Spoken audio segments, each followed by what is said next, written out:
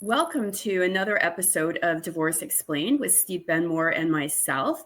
We have a really interesting topic this week, which is called emotional justice and divorce. And we're very excited to have a guest today.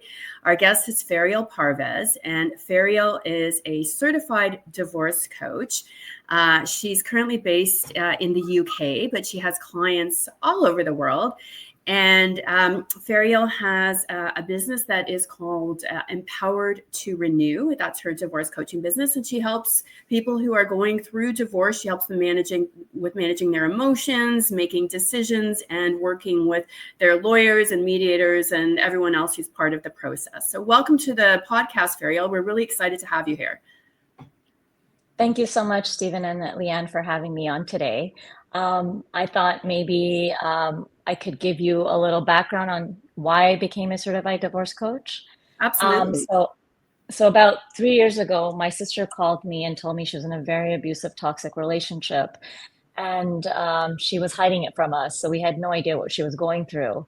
But she had come to a point where her anxiety was through the roof. She felt like she was walking in eggshells, and she didn't see any solution to the problem. So from that moment that I received that phone call till we signed the divorce papers, and I say we because I was with her on that process from start to finish, and I'm still on that process with her to help her rebuild. It is one of the most traumatizing things I think I've ever experienced emotionally, physically, and mentally. But the biggest thing that really spoke to me was the disconnect with the lack of emotional aspect to the divorce. We just have someone who had the courage to walk out of a very toxic marriage environment that was unhealthy for them. And then they're thrown into the business of divorce. Okay, what are the legal aspects? What are the financial aspects? What is alimony going to look like for me? What are the child supports the support going to look like for me? How am I going to make the decisions for my future? And like, I couldn't believe it. Like, this person is so fragile at this state, and then we expect them to be like a robot and have all the knowledge about their finances and make these big decisions for themselves, but not process any of the emotions. And I find that has a devastating effect. So when the divorce papers were signed, I fell upon this certification divorce coaching program, and I was like, I didn't even know this existed. I didn't know there was this kind of resources and support out there. And when I saw that, I thought, oh, this would be something really good for my sister to take part in, to help her, rebuild her confidence and just get herself back in the world. But she said it would be too triggering for her at that moment. So then I thought, why don't I do this? Like, I've done it for almost 2 years with her. And, I would get the proper skill set, the proper training, and the tools to really help people, because honestly, guys, I don't want anyone to go through what my sister went through. And if I can help people journey be better, more productive, and I think it can just make such a big difference. If we had a divorce coach for my sister, I think the outcome would have been even better than we have right now. When you talk about coaching, people think that a coach is someone that coaches a sports team or an athlete to be better at what they already are pretty good at. So somebody might be a really good track and field runner or boxer or horseback equestrian rider, and they have a coach, and it improves their already pre-existing skill set. But the truth of the matter is, people that go through divorce have no history in divorce. So putting aside the fact that divorce is emotionally devastating to most people, people don't have any experience in going through the process of divorce. And by the way, when I say process, there's two processes. There's the actual physical events that one goes through. But then there's what you just described, Feryial, which is the emotional journey, which is completely separate and apart. And so when we talk about coaching, forget your sister for a second. When you're coaching a stranger, how do you know at what level you're coming in at to know how to help them? Because not everybody is coming to you at the exact same place on the ladder emotionally. And how do you position yourself to be the right coach at the right moment in their journey? Well, thank you for that question. It's actually a really good question.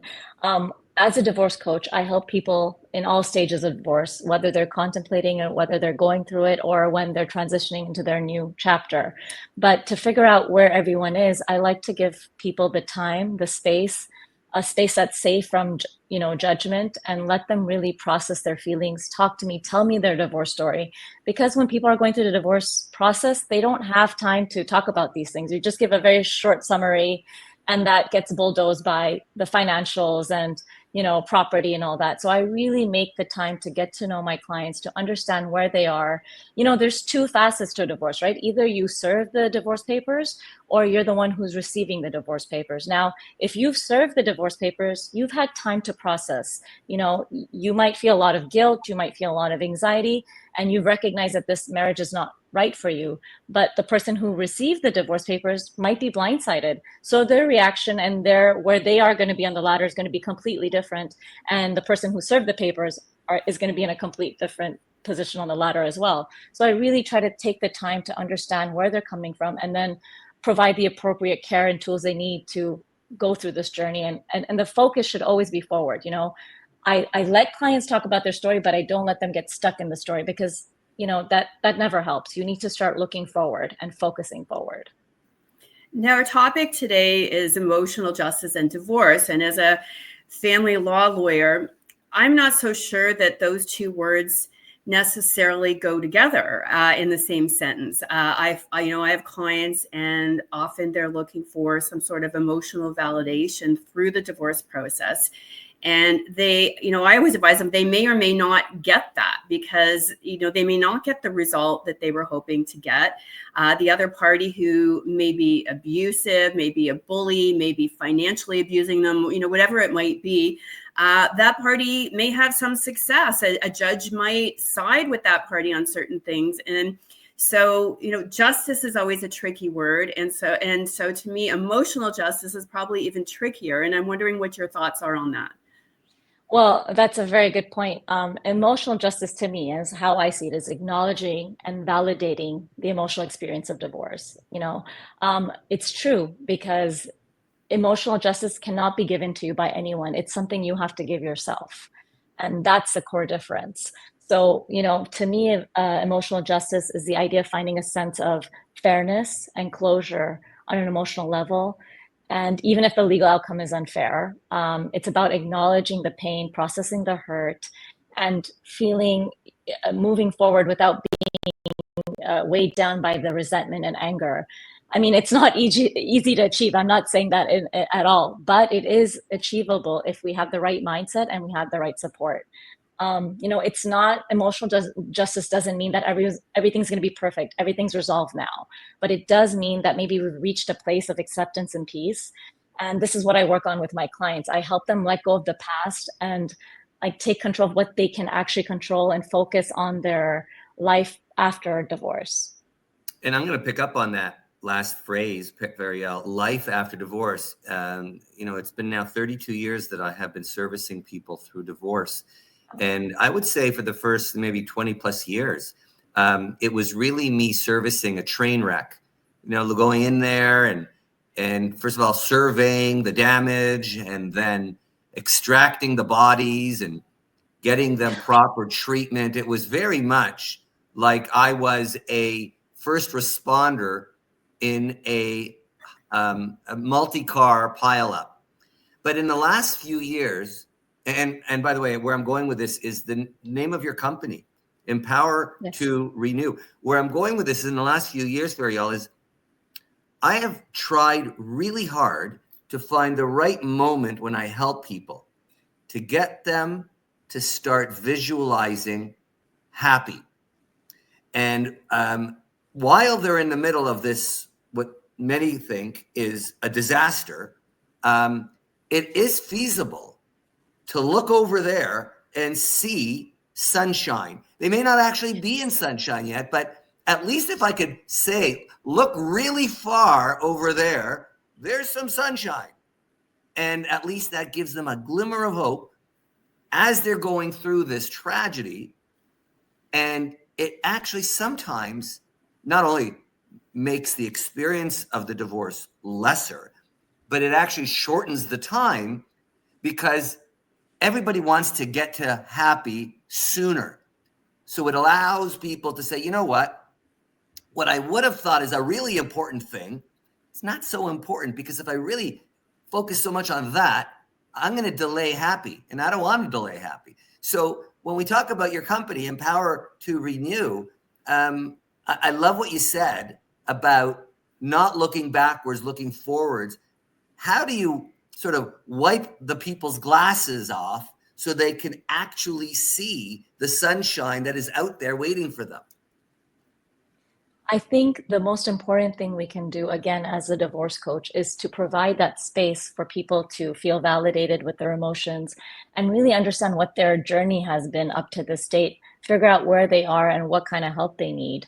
But I think whoever you've helped, I've been so lucky that you have been a more empathetic lawyer and really have guided them to, like, there is good after this, you know? But I think the problem happens is that people don't have the right support when they're going through the divorce, and they're aiming for that.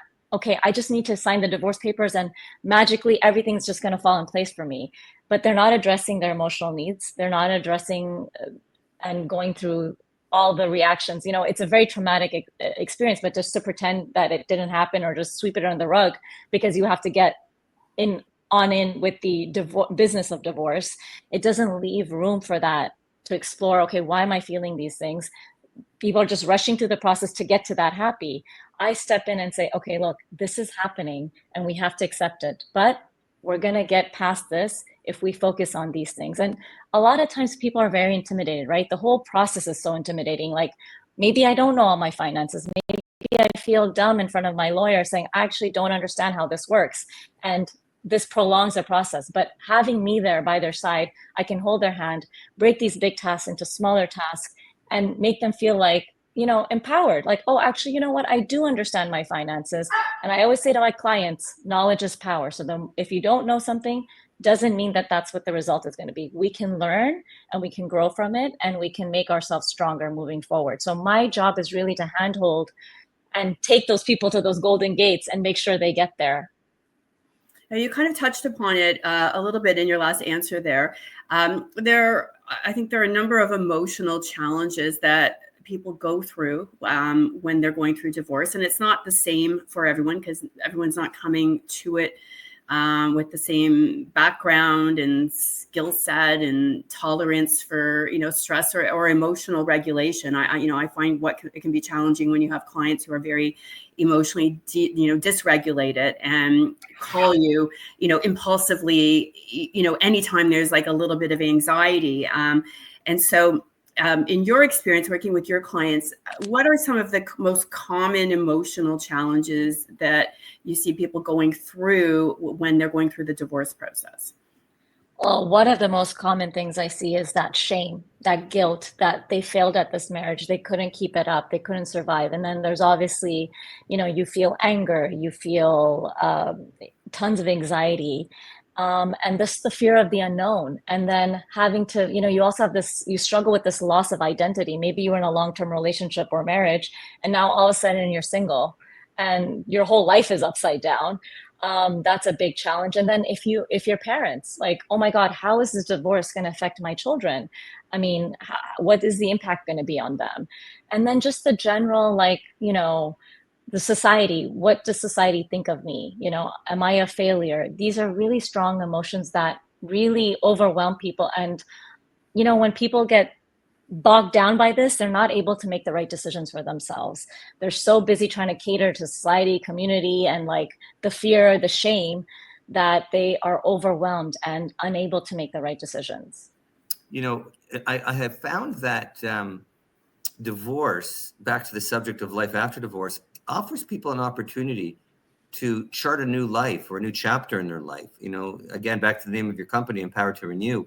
The word renew is actually a nice word. It's not a negative word. It's a word that, some people do a makeover. Some people do a fresh haircut, a new wardrobe. Maybe they get a new, set of furniture in their home.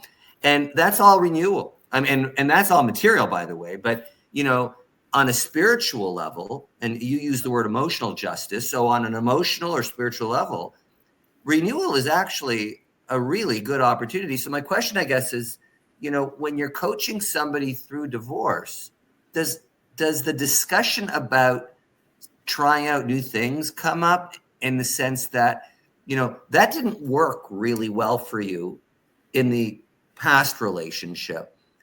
Like, let's not redo that. And I'll tell you, I see a lot of people making the same mistakes in their second and third relationships because they never actually renewed. They didn't actually change their course of action. And so in coaching, where does that rhythm start, to start planning a new approach to life?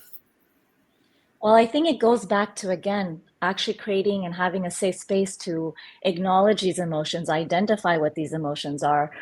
That's really important. And if we don't have an opportunity to do that, we will probably keep jumping and doing the same things that we're used to, because that's our learned behavior.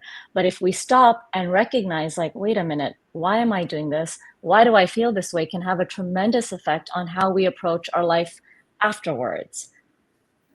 Mm-hmm. Now, I always like for things to be to have a positive spin, which is kind of what we're doing here, and what you're doing with your company. Do you have a positive success story that you could share with a client that you've worked with, and kind of outlining where they were at and where you were able to help them get to in the process, that might, offer some hope for somebody out there who's struggling right now? Actually, yes, I did really recently. Actually, there was a gentleman that I was helping that was about a year into their divorce process, and their cousin said, "Why don't you talk to a divorce coach, me?" And I spoke to them, and they were just so frustrated because it became a very high conflict case, and there was a lot of animosity, and he was ready to just sign everything, like he was agreeing to just see his kids once a month. And I just talked to him, gave him that space. We processed what he was feeling, why he was feeling these things. He was feeling a lot of pressure because the legal fees just kept going up, and he was draining his bank accounts, and he was just scared. He was just scared, and he needed to talk to somebody to figure out. And I just simply said to him that, you don't have to take this decision right now. Are you sure you want to sign a paper that says that you will only see your kids once a month? Why don't we take a breather? Let's take a step back. Let's write an email to your lawyer together right now and say, I need 2 weeks to just process everything and rethink everything over. And he stepped back, and then we had a few more conversations, and I really asked him, like, what is it that you see for your future? What do you see? I know this marriage is over now, but that doesn't define you. This is not the end for you. There's like Stephen said, there's that light at the end of the tunnel, and we need to focus on that. But what is it that would make you happy? What's your best case scenario right now? And we went through all these scenarios, and he started realizing that, wait, he does have the capacity to change his life and make the right decisions, because we had the chance to validate his emotions, talk about his emotions. He then took a step back and took the time he needed to make the decision. And now they're almost close to coming to a final agreement. And I think the divorce should be finalized in a couple of weeks now. So I felt really good. It was so funny because it's someone who works in finance, very professional, but they didn't realize that they can tell their lawyer that, you know what, I need some time. And is that okay? He couldn't believe he could actually do that.